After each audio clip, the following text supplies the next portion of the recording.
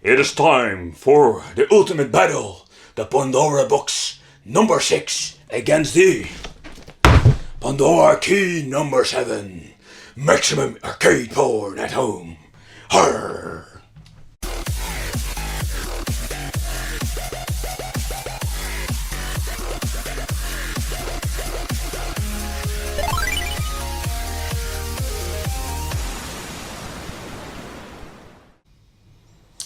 Welcome to the Wicked Gamer and Collector. Welcome back to a new video. And in today's video we are going to do a little bit of a comparison between the Pandora box number 6 and the Pandora key number 7.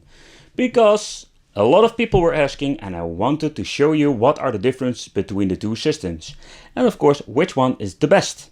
And don't skip to the last part of the video because there is no final conclusion. And the reason why is very simple. I just want to show you what are the differences, and every gamer is different. And what I'm trying to say with this is that some people want to have arcade games, the other one wants to have the PlayStation games. So in this case I'm going to do step by step and going to show you which one is the best fit for you. I really like to point out is that don't forget to subscribe to the channel for more awesome Wicked videos and hit that little bell. But don't mind the casing itself, because I've bought the Neo Geo edition and this one is the 3A Games, the 8 button with the really nice Pandora's light up LED logo. But yeah, it's just like a shell. You can buy any stick and stick in the main board and you got a Pandora stick. So in other words, don't mind the shell. Let's take a close look at the Pandora box number 6. It comes in a really nice plastic casing, really nice. I love the finish of it. But yeah, the power inside. It's running on a new generation quad-core CPU. So if you take a close look at the inside, the Pandora key is just a winner because it got more cores and it is powerful.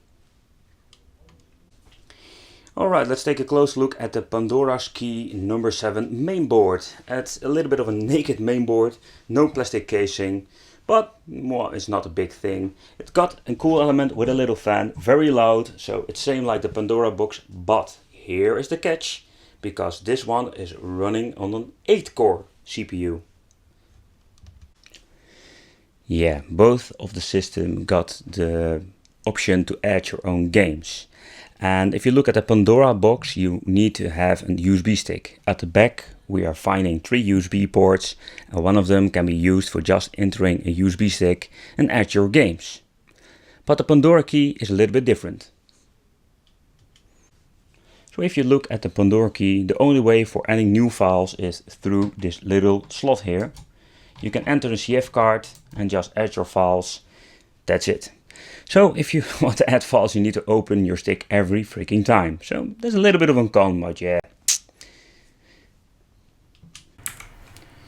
Alright, first we're going to check out the Pandora box number 6. And what I really love about the Pandora box 6 is that got that really classy menu, really nice layout.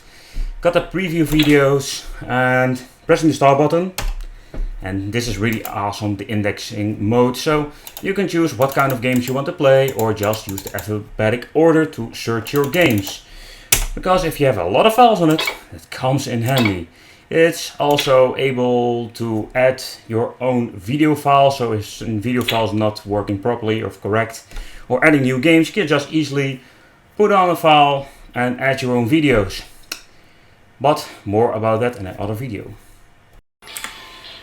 But yeah, the games on the Pandora box 6 are just running great. But the support of the games, there is where it's getting really interesting. So if you look at the Pandora box number 6, we got a support of arcade and PlayStation 1. But if you look at the Pandora key number 7, there is where it's going to get really interesting.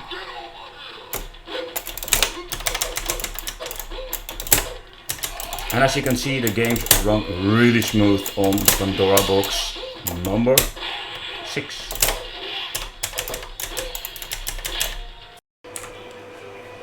So alright, let's take a close look at the Pandora's key number 7 main menu. It's pretty damn basic if you ask me. Yeah, it's got a nice background and that menu is a little bit moving.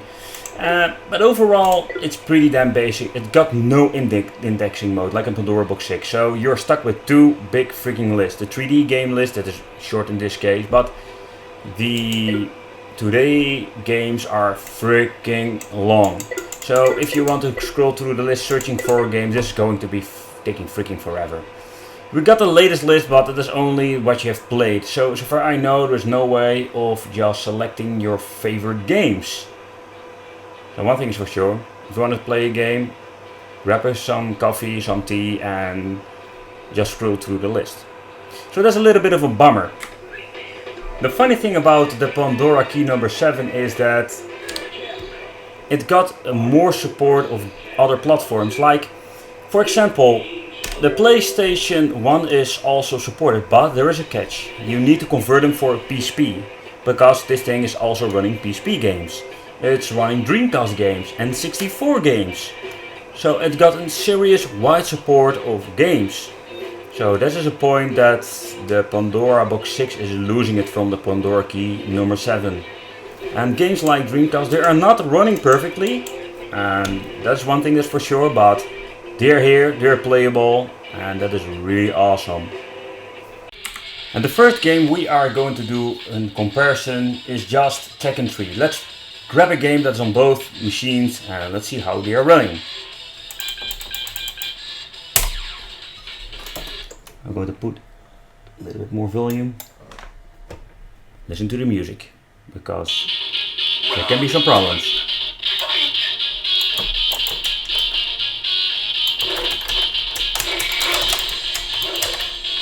Alright, need to find my buttons.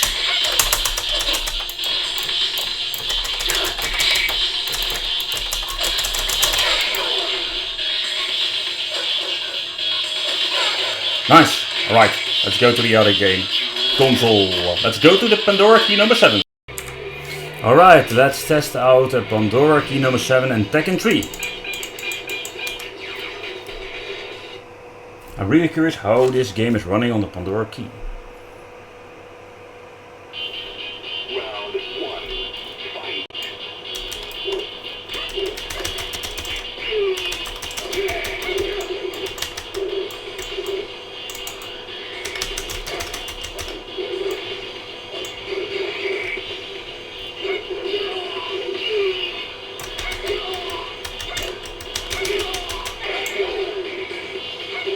Yeah, it seems to be running just fine.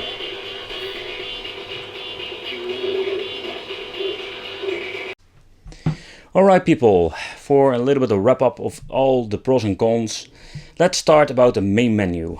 Let's start about the Pandora Box 6. Really nice classy menu, got that indexing mode, really nice searching for your games. So it even got favorite games. If you look at the Pandora key 7, it's one big mess. Horrible, searching games is going to be one big hell. So in that case, the Pandora box did a better job. But if you're looking at the new feature or new platforms they added, the PlayStation 1 is now playable on the Pandora Box 6. But the Pandora 7 got that too. And it got even support of PlayStation Portable or PSP, Dreamcast and Nintendo 64. They did a little bit of cheating because the PlayStation games or PlayStation 1 games are running through the PSP software. So in that case, a little bit cheating, but it works just fine.